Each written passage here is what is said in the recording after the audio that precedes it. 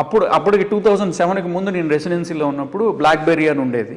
ఆ బ్లాక్బెర్రీలో ఈ డేటా అంతా ఉండేది. అప్పుడు మేము చూసుకుంటూ ఉండేవాళ్ళం.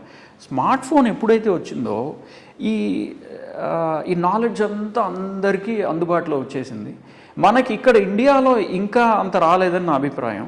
ఈ ఆర్టిఫిషియల్ ఇంటెలిజెన్స్ ఇంకా అట్లీస్ట్ కార్పొరేట్ హాస్పిటల్స్లో బిగ్ సిటీస్లో వచ్చింది, కానీ చిన్న చిన్న ఊర్లలో టౌన్స్లో ఇంకా రాలేదు అని నాకు అనిపిస్తోంది. సో ఇలాంటి మార్పులన్నీ చెందుతున్నాయి. ఇంకొకటి ఏంటంటే, ఇప్పుడు మీరు నేను మాట్లాడుతున్నాం, ఏదో పేషెంట్ డాక్టర్ మాట్లాడుతున్నారు అనుకోండి.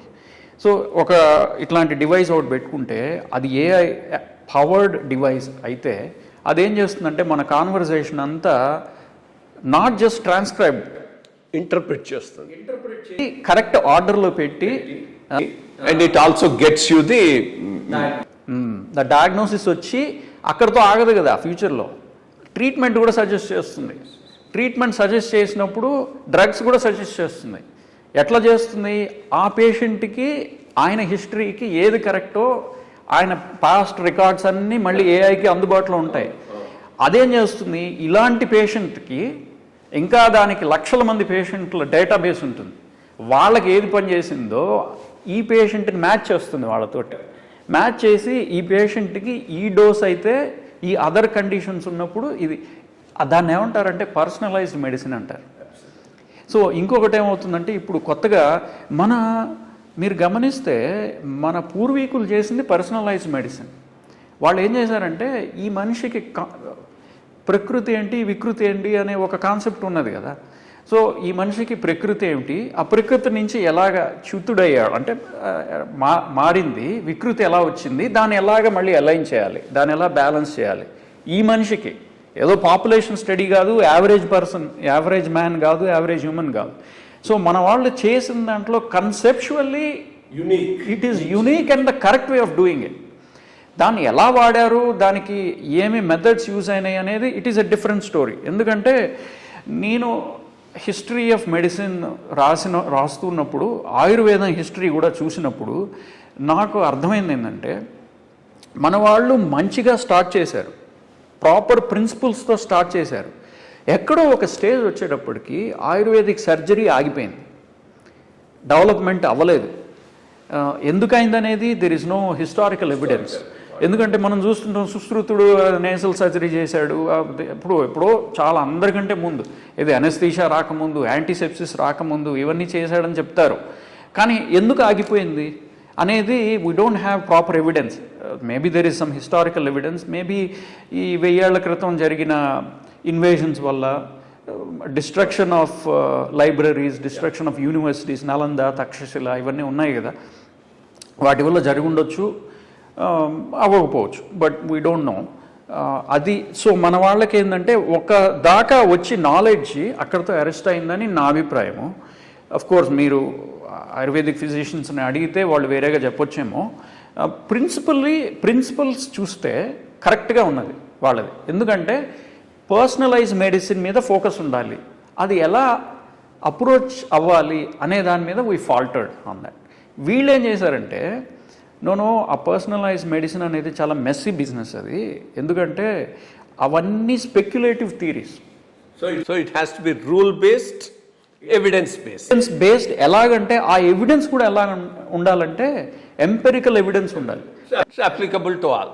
ఎంపెరికల్ అంటే actually the word empirical comes from experience, direct experience. మామూలుగా ఊహించడం కాదు, ఏదో నాడులు 72,000 నాడులు ఉన్నాయి అండం కాదు, అది చూపించు నాకు. That is empirical medicine, empirical science. So మాకు అందుకే మెడిసిన్లో మేము జాయిన్ అయినప్పుడు Day 1 మమ్మల్ని తీసుకెళ్ళి డిసెక్షన్ రూమ్లో పడేస్తారు, ఎనాటమీ డిసెక్షన్. 18 ఏళ్ళు నిండినాయి, 19-20 ఏళ్ల వాళ్ళం మేము. అప్పుడప్పుడే తెలుస్తోంది ప్రపంచం. మమ్మల్ని తీసుకెళ్ళి శవం మా ముందు పడేసి పెట్టి ఇంకా డైసెక్ట్ చేయడం మొదలు పెడతాం మేము. ఎందుకు వచ్చిందంటే ఇది చాలా ఇంట్రెస్టింగ్ ఫినామినన్. మా మెడికల్ కరికులం ఎలా ఉందంటే, మెడికల్ హిస్టరీ ఎలా డెవలప్ అయిందో దాన్ని బట్టి ఉంటుంది. 1500s ఆండ్రియస్ వెజేలిస్ అనే ఆయన అప్పటిదాకా గెలినిక్ మెడిసిన్ అంటే గ్రీక్ మెడిసిన్. ఇప్పుడు మీరు హిస్టరీ చూస్తే మనం సప్త ఋషులు అంటాం కదా మనకి, అట్లానే గ్రీక్లో కూడా సప్త ఋషులు ఉన్నారు. అనాక్సిమాండర్, థేలస్, వీళ్ళందరూ ఆ గ్రీక్ మెలిటస్ అనే ప్లేస్లో, MELETES మెలిటస్ అనే ప్లేస్లో ఆ Greek colony, one of the colonies, దాని నుంచి వీళ్ళందరూ ఆ ఏరియా నుంచి ఎట్లాగైతే మనకి కాశ్మీర్లో వీళ్ళందరూ పాణిని, పతంజలి వీళ్ళందరూ ఉండేవాళ్ళు, అట్లాంటి ఒక ఎడ్యుకేషనల్ ఏరియా అన్నమాట అది.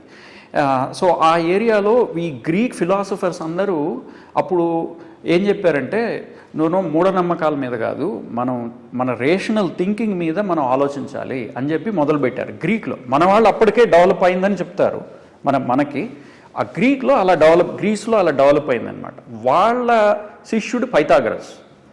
ఆ పైథాగరస్ అనే ఆయన ఈ మెటంసైకోసిస్ అంటే soul transfer moves from body to body, vegetarianism, disciplined life, ahimsa, ఇవన్నీ ఈ ప్రిన్సిపల్స్ అన్నీ పెట్టుకున్న ఆయన పైథాగరస్ అనమాట. మనకి పైథాగరస్ అంటే పైథాగరస్ తీరంగా తెలుసు. సో ఆయన he is also mathematician and also a philosopher. అప్పుడు వాళ్ళందరినీ న్యాచురల్ ఫిలాసఫర్స్ అనేవాళ్ళు, ఇప్పుడు సైంటిస్టులు అంటున్నాం. ఆయన వల్ల ఇన్ఫ్లుయెన్స్ అయిన వాళ్ళు సోక్రటీస్, ప్లేటో, అరిస్టాటిల్, వాళ్ళ పరంపర అట్లా. సోక్రటీస్, ప్లేటో, అరిస్టాటిల్ వాళ్ళు కూడా న్యాచురల్ ఫిలాసఫర్స్.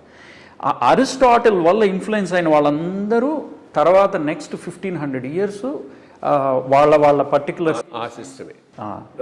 రన్ అయింది, ఆ సిస్టమ్ రన్ అయింది.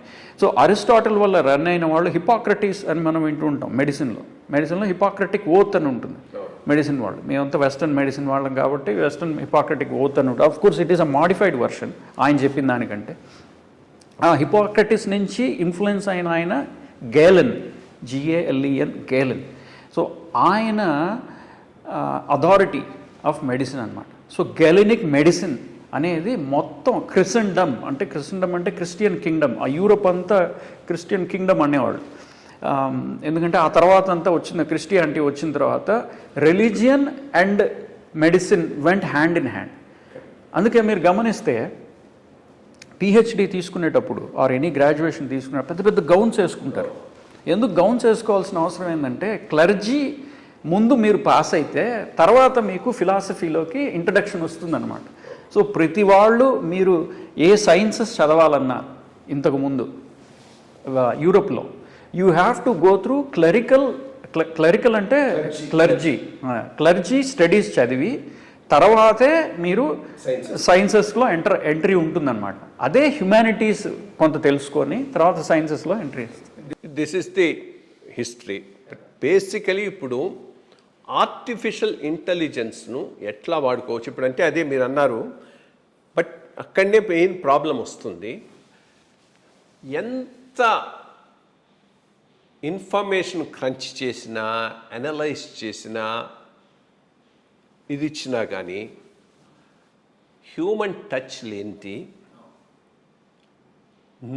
Medicine will fail. I mean, at least that's my assessment or opinion. తప్పులు జరిగే అవకాశం ఉంది if you fully go with a artificial intelligence టూల్స్తోనే అంత అవుతుందని. Maybe they can help the doctor but they may not be able to help the patient అని నేను అనుకుంటున్నాను. మీరు చెప్పండి అది ఎట్లా వాడుకోవచ్చు, ఎట్లా it is going to transform the medical field అనే దాని మీద కాస్త.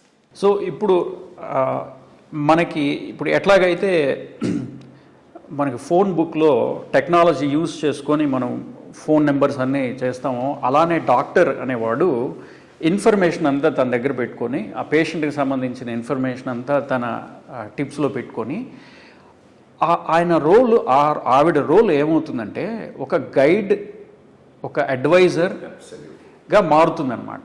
He's not the gatekeeper of information solely.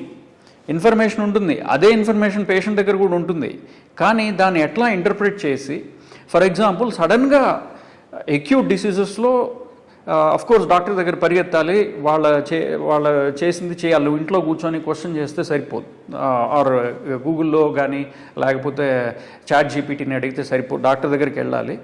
So అది అక్యూట్ డిసీజెస్లో క్రానిక్ డిసీజెస్లో రెండుగా డివైడ్ చేస్తే క్రానిక్ డిసీజెస్లో ఎట్లాగవుతుందంటే డాక్టర్ పేషెంట్స్ని టైం టు టైం గైడ్ చేసుకుంటూ చూడు నీ కంటిన్యూస్ డేటా నాకు వస్తుంది నీ బాడీ నుంచి ఆ డేటాని యూజ్ చేసుకొని ఫ్యూచర్లో goal of medicine is 2-fold. ఒకటి లైఫ్ స్పాన్ని పెంచడం, primary goal of medicine A system అయినా తీసుకోండి, లైఫ్ స్పాన్ని పెంచడం, క్వాలిటీ ఆఫ్ లైఫ్ని పెంచడం. 100 ఏళ్ళు బతికితే ఆ 100 ఏళ్ళు పెయిన్ లేకుండా బతకాలి.